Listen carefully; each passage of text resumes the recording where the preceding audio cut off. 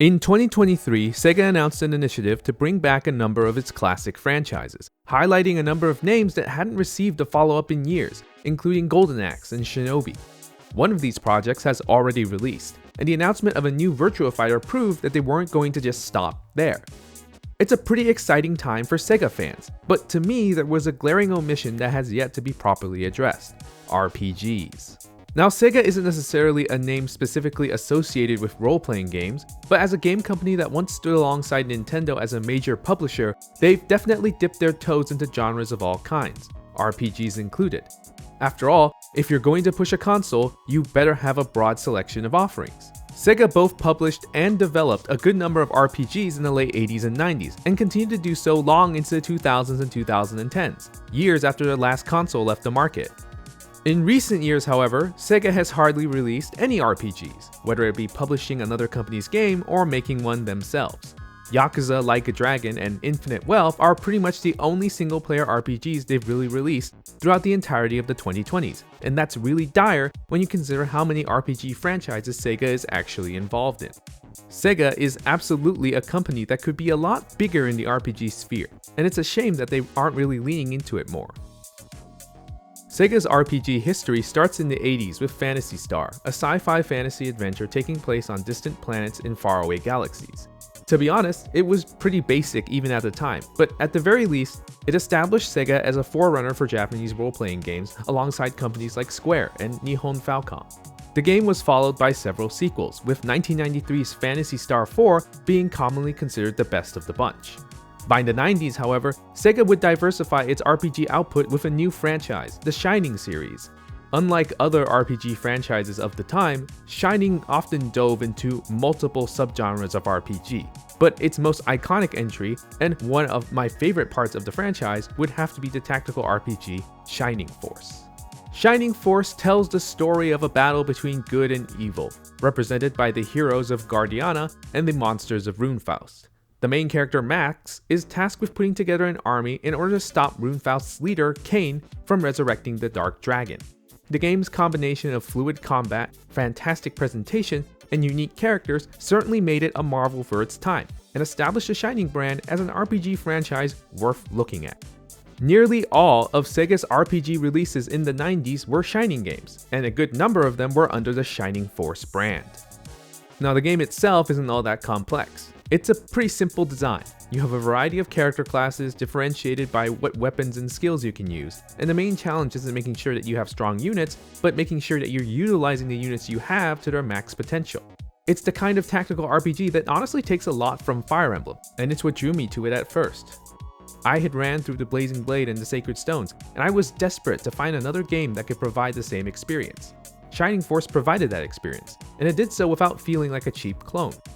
For example, you had the ability to explore towns and areas outside of battle, which made it feel a little more of an adventure than the scenario-focused campaigns of a Fire Emblem game.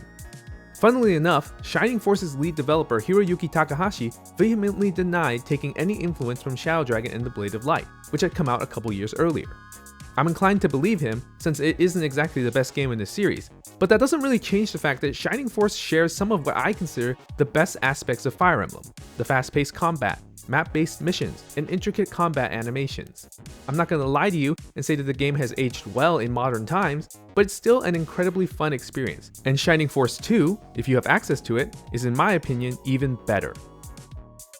The Shining series' dominance would end once Sega's relationship with Camelot Software Planning, the core team that developed majority of the Shining games up to that point, was severed.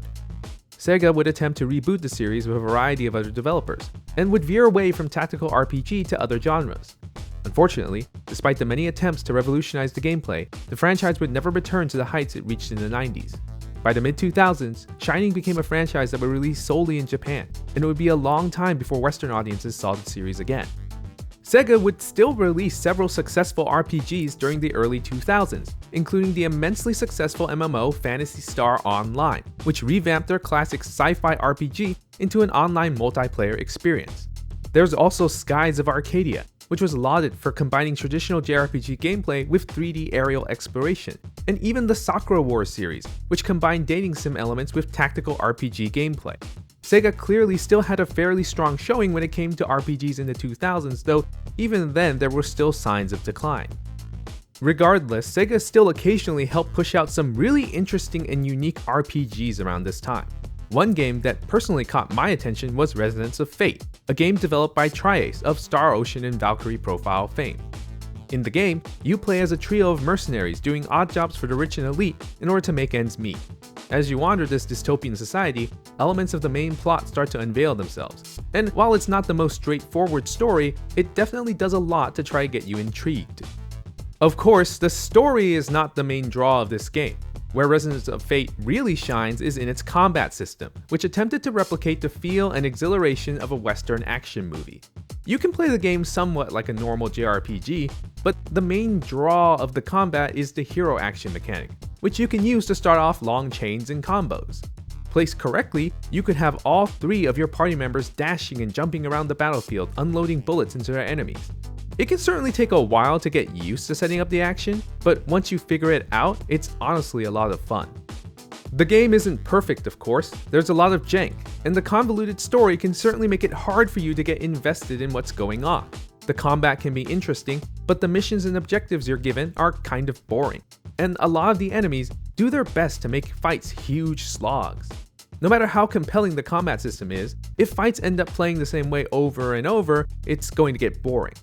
Despite all that, Resonance of Fate is probably one of the most unique JRPGs I've ever played, and that's not praise I give lightly.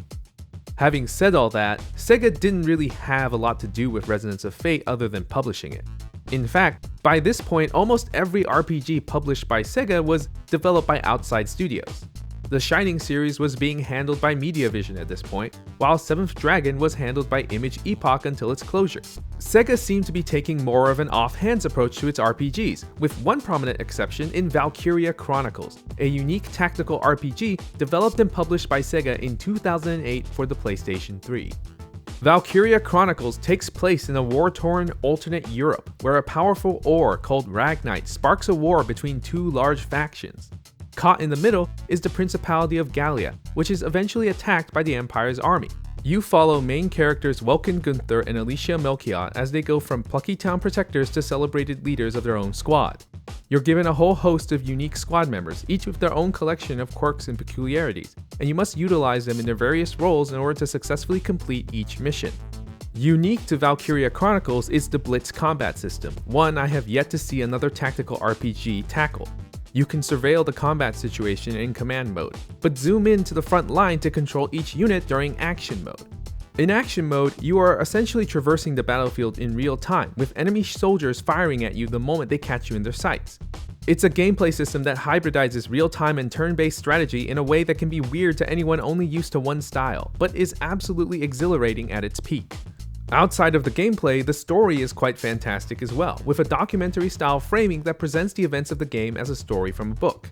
The art style is particularly inspired with a scratchy, sketchbook-like aesthetic that gives it yet another appeal that sets it apart from its peers.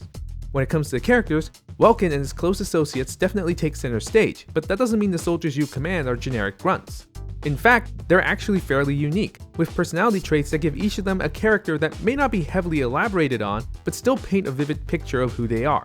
These personalities can even have an effect on the battlefield, adding a layer of unpredictability and strategy to every mission. To this date, Valkyria Chronicles is one of my favorite PS3 games and an absolute all-timer when it comes to JRPGs. Its blend of real-time action and tactical gameplay was positively addicting, and while some people might find it a little odd compared to more conventional tactical RPGs, I found it lots of fun to puzzle over. The soundtrack was fantastic, and the story, while not breaking any new ground, was still very compelling. The game was a huge success when it first came out, and it received several sequels and even an anime adaptation. It's a game experience I haven't seen replicated anywhere else, and I still regard it highly to this day. That's why it's a shame that we haven't seen a new entry in the franchise since 2018. The Shining series, which had also been receiving regular releases all the way into the 2010s, also hasn't seen a new entry since 2018 with the release of Shining Resonance Refrain, which was itself just an expanded remaster of a game released in 2014. Aside from updates to Phantasy Star Online 2 and the Like a Dragon games, Sega's RPG output has pretty much dried up. Some people might say that's a good thing considering Sega's generally rocky track record, and it's hard for me to deny that. Valkyria Chronicles 4 was great, but Valkyria Revolution was so bad that it wouldn't have surprised me if it killed the franchise. Meanwhile, Shining Resonance Refrain was the first Shining game in over 10 years to actually make it to the West. Normally, you'd consider that a win, but considering the game's actual quality, it only really made a case for Sega to not bother. They did reboot Sakura Wars in 2020, but the gameplay has changed so drastically that it could hardly be called an RPG at all. Nevertheless, I insist that I'd still like to see more RPGs from Sega. If nothing else, this video should make it clear that Sega is sitting on a ton of intellectual properties with a lot of potential, and it just sucks to see them languishing in obscurity. No, there's no guarantee that a new RPG from Sega would actually be good, but that's no reason for them not to try. I won't lie, I made this video largely as a thinly veiled attempt to beg for a new Valkyria Chronicles game, but at this point, I'll even take an official Western release of Valkyria Chronicles 3. That game still hasn't made it over to the West, and I don't really see a reason why it should be stuck in Japan. It's not going to sell millions, no, but at least it would be some acknowledgement that Sega still remembers this franchise. Now this is all speculation, but part of me feels like one major reason for why Sega's RPG output has dropped so much recently is due to its acquisition of Atlus in 2013. Atlus, of course, has released plenty of huge chart-topping RPGs since that acquisition, and all of the revenue and critical praise has made its way back to Sega as well. I can't imagine trying to justify a pitch for a new Shining game when you know no amount of budget or talent is going to make it outsell Persona. It's a harsh reality, but at the end of the day, it is a smart decision for Sega to not crowd the market with too many of its own games.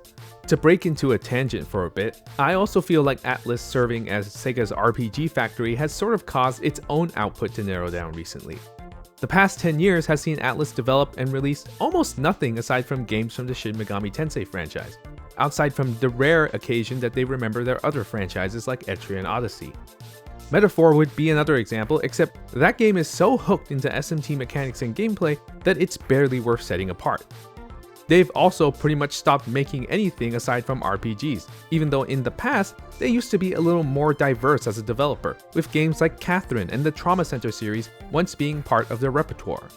They've basically let Sega take over global publishing duties as well, which sucks because Atlus as a publisher, specifically Atlus USA, actually did a lot to bring lesser-known JRPGs to the West.